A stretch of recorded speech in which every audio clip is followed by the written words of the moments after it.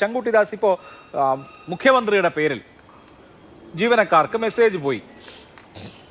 അവരുടെ വാഗ്ദാനങ്ങൾ നടപ്പാക്കുന്നതുമായി ബന്ധപ്പെട്ട് ശമ്പളത്തിൻ്റെ DA ഒക്കെ കാര്യം പറഞ്ഞുകൊണ്ട് മെസ്സേജ് പോയി. അതൊരു അപാകമുണ്ട്, അങ്ങനെ മെസ്സേജ് അയക്കാൻ പാടില്ല എന്ന് താങ്കൾക്ക് പക്ഷമുണ്ടോ?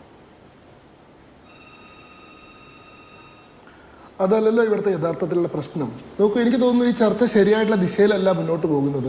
യഥാർത്ഥത്തിൽ ഇവിടെ ചർച്ച ചെയ്യപ്പെടേണ്ട ഏറ്റവും ഗൗരവതരമായിട്ടുള്ള വിഷയത്തിലേക്ക് നമ്മുടെ സംവാദം എത്തുന്നത് ഇല്ല എന്നുള്ളതാണ്. ഇവിടെ നോക്കൂ, മുഖ്യമന്ത്രിയുടെ പേരിൽ സാധാരണ ആളുകൾക്ക് മെസ്സേജ് വന്നതല്ല ഇവിടുത്തെ പ്രശ്നം. അത് എല്ലാ സർക്കാരുകളും ചെയ്യാറുണ്ട്, എല്ലാ രാഷ്ട്രീയ പാർട്ടികളും ചെയ്യാറുണ്ട്. അതൊരു ബ്രോഡർ സിറ്റിസൺ ഔട്ട്റീച്ചിൻ്റെ ഭാഗമായി ചെയ്യുന്നതാണ്.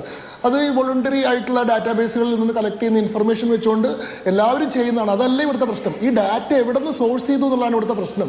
ഇത് സ്പാർക്ക് എന്ന് പറയുന്ന ഈ service and payroll administrative repository of Kerala എന്ന് പറയുന്ന സർക്കാർ ജീവനക്കാർ അഫിഡവിറ്റിന്റെ മേലെ സത്യവാങ്മൂലം വെച്ച് ഈ വിവരം മറ്റെവിടെയും ഉപയോഗിക്കില്ല എന്നുള്ള സത്യവാങ്മൂലത്തിന്റെ അടിസ്ഥാനത്തിൽ സർക്കാരിന് വിശ്വസിച്ച് കൊടുക്കുന്ന പേഴ്സണൽ ആൻഡ് പ്രൈവറ്റ് ആയിട്ടുള്ള ഡാറ്റയാണത്. ആ ഡാറ്റയുടെ സ്വഭാവം എന്താണ്? അത് മാൻഡേറ്ററി ഡാറ്റയാണ്. അത് കൊടുക്കാണ്ടിരിക്കാൻ അവർക്ക് നിവൃത്തിയില്ല.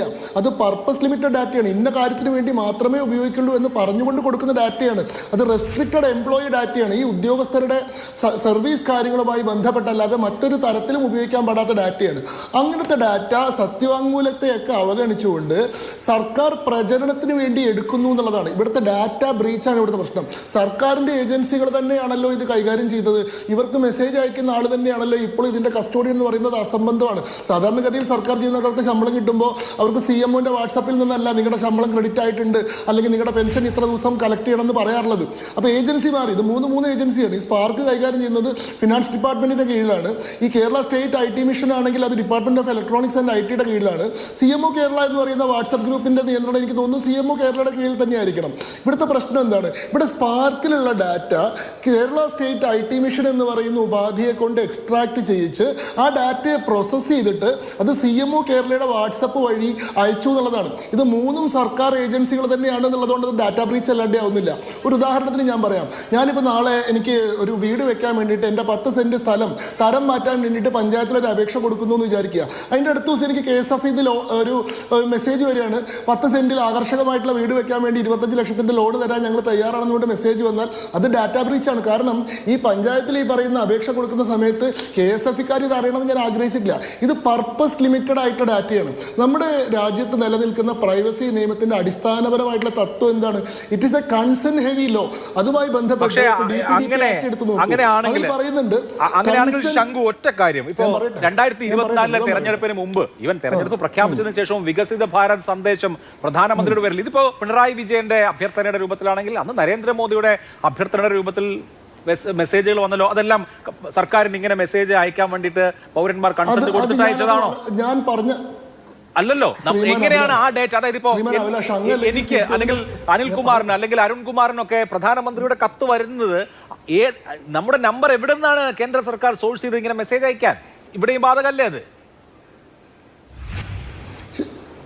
ശരി, ഞാൻ അതിന് ഉത്തരം പറഞ്ഞു കഴിഞ്ഞാൽ ഞാൻ പറഞ്ഞു തുടങ്ങിയിട്ടുള്ള കാര്യം മുഴുവിപ്പിക്കാൻ അങ്ങ് സമ്മതിക്കുമല്ലോ. ഈ ചോദ്യം അങ്ങ് അല്ലെങ്കിൽ ഉത്തരം വേണം. അല്ല, ആദ്യം ഞാൻ ഇതിനെ അങ്ങോട്ട് ഉത്തരം പറയാം. ഇപ്പോ 2024 വികസിത് ഭാരത് സമ്പർക്കിന്റെ ഭാഗമായിട്ട് പ്രധാനമന്ത്രിയുടെ വാട്സ്ആപ്പ് ഗ്രൂപ്പിൽ നിന്ന് എല്ലാവർക്കും വാട്സ്ആപ്പ് മെസ്സേജ് വന്നിരുന്നു. അതും ഇതും തമ്മിലുള്ള വ്യത്യാസം എന്താണ്? അവിടെ ഉപയോഗിച്ചിട്ടുള്ളത് ഒരു ബ്രോഡർ സിറ്റിസൺ ഔട്ട്റീച്ച് ആണ്. അതായത് ടാർഗറ്റഡ് ഓഡിയൻസിന് വേണ്ടിയിട്ടല്ല. ഇപ്പൊ സർക്കാർ ജീവനക്കാരുടെ വിവരങ്ങൾ എടുത്തുകൊണ്ട് സർക്കാർ ജീവനക്കാർക്ക് മെസ്സേജ് അയക്കുക, കർഷകരുടെ വിവരങ്ങൾ എടുത്തുകൊണ്ട് കർഷകർക്ക് മെസ്സേജ് അയക്കുക, വ്യവസായികളുടെ വിവരങ്ങൾ എടുത്തുകൊണ്ട് വ്യവസായികൾക്ക് മെസ്സേജ് അയക്കുക. അതല്ല ചെയ്തത്. ടാർഗറ്റ് ഓഡിയൻസ് അല്ല ചെയ്തത്. എന്താ ചെയ്തത്? ബ്രോഡർ ആയിട്ടുള്ള സിറ്റിസൺ ഔട്ട്റീച്ചിന്റെ ഭാഗമായിട്ട് പ്രധാനമന്ത്രിയുടെ ഒരു കത്ത് എല്ലാവർക്കും അയക്കുകയാണ് ചെയ്തത്. അവിടെ റെസ്ട്രിക്റ്റഡ് ഡാറ്റ ഉപയോഗിച്ചിട്ടില്ല. അതുപോലെ തന്നെ പബ്ലിക്കലി അവൈലബിൾ ആൻഡ് വോളണ്ടറി ഡാറ്റാബേസിൽ നിന്ന് സോഴ്സ് ചെയ്തിട്ടുള്ള വിവരങ്ങളാണ് ഉപയോഗിച്ചിട്ടുള്ളത്. അതല്ല ഇവിടുത്തെ പ്രശ്നം. നിങ്ങൾ ഇടപെടാതിരിക്കൂ സാർ, ഞാനൊന്ന് സംസാരിച്ച് മുഴുവനാകട്ടെ. നിങ്ങൾ പറയുന്നത് മുഴുവൻ ഞാൻ കേട്ടല്ലോ. ഞാൻ മുഴുവൻ പറയുന്നത് കേൾക്കൂ. ഇത് രണ്ടും തമ്മിൽ അജഗജാന്തരമുണ്ട്. രണ്ടും തമ്മിൽ ഒരു നിലയ്ക്കും ബന്ധിപ്പിക്കാൻ കഴിയാത്ത വ്യത്യാസമുണ്ട്. കാരണം സർക്കാർ ജീവനക്കാരുടെ ഏതെങ്കിലും ഒരു ഡാറ്റാബേസിൽ നിന്ന് വിവരം എക്സ്ട്രാക്ട് ചെയ്തിരുന്നു എന്നൊരു ആരോപണം അന്ന് കോൺഗ്രസിനോ CPM-നോ ഇല്ല. അതുമായി ബന്ധപ്പെട്ട് ഒരു കോടതിയിലും ഒരു കേസും നടന്നിട്ടില്ല. എന്നാൽ ഇവിടെയുള്ള പ്രശ്നം എന്താ? ഇത് സ്പാർക്കിൽ നിന്നാണ് ഈ വിവരം എടുത്തിട്ടുള്ളത് എന്നുള്ളതാണ്. സ്പാർക്കിൽ എന്തൊക്കെ വിവരമുണ്ട്? സ്പാർക്കിലുള്ളത് ഒരാളുടെ കോൺടാക്ട് നമ്പർ മാത്രമല്ല, അയാളുടെ സർവീസുമായി ബന്ധപ്പെട്ട എല്ലാ വിവരങ്ങളും വിവരങ്ങളും ഉണ്ട്, അയാളുടെ കുടുംബാംഗങ്ങളുടെ എല്ലാ വിവരങ്ങളും ഉണ്ട്. അതേപോലെ തന്നെ മെഡിസെപ്പ് പോലെയുള്ള ഇൻഷുറൻസുമായി ബന്ധപ്പെട്ട് ഇവരുടെ രോഗത്തിന്റെ, ആരോഗ്യത്തിന്റെ, ചികിത്സയുടെ, ഉപയോഗിക്കുന്ന മരുന്നുകളുടെ, അയാളുടെ സർവീസിലുള്ള മറ്റു കാര്യങ്ങളുടെ എല്ലാ വിവരങ്ങളും ഉണ്ട്. അത്രയും സെൻസിറ്റീവ് ഡാറ്റയിൽ നിന്നാണ് ഇത് എക്സ്ട്രാക്ട് ചെയ്തത്. ഇത് എത്തരത്തിലാണ് പ്രോസസ് ചെയ്തതെന്നാണ് പ്രശ്നം. അപ്പം ഞാൻ പറഞ്ഞു വന്ന പോയിന്റ് ഞാൻ മുഴുമിപ്പിക്കാം. ഇവിടെ 5 പ്രധാനമായിട്ടുള്ള കാര്യങ്ങളുണ്ട്. ഇവിടെ പ്രഥമ ദൃഷ്ട്യാ തന്നെ നിയമലംഘനമുണ്ട്.